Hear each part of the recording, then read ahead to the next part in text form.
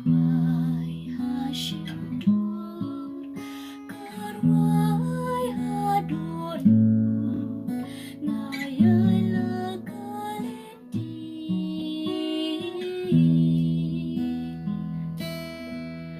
Kasmi Hakikmat, Kasmi Hadun, Kalam Jishayala, Kasmi Lobat klur kilun kading, Kiai kdo baru shaneng, Kilinti singkin pertai, Labaro kadu shabneng. Karwai Hashindur, Karwai Hadun, Ngayai Lakaliti,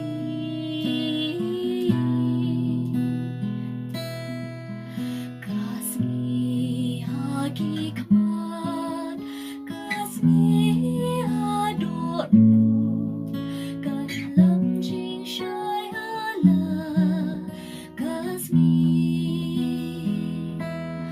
Wala ka eryong erngin, Aker men misngila syai, Lajin di badung nganyay, Kalambet syari jingsyai. Karwai Hashindur, Karwai Hadun, Ngayai Lakaliti,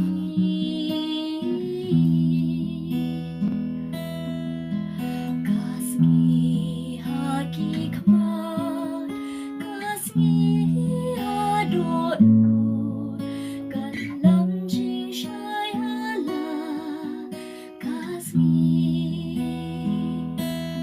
Nyanyi hai linti dimpra, Maryakit jingkit bahagia, Ya kulungin ya gelem, Das lokti kumshi barang.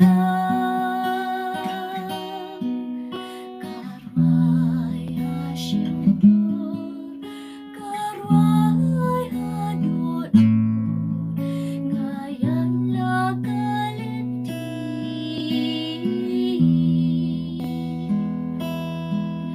Kasmi Hakikmat, Kasmi Hadun, Kalam Jishayala, Kasmi Beca Pram Krista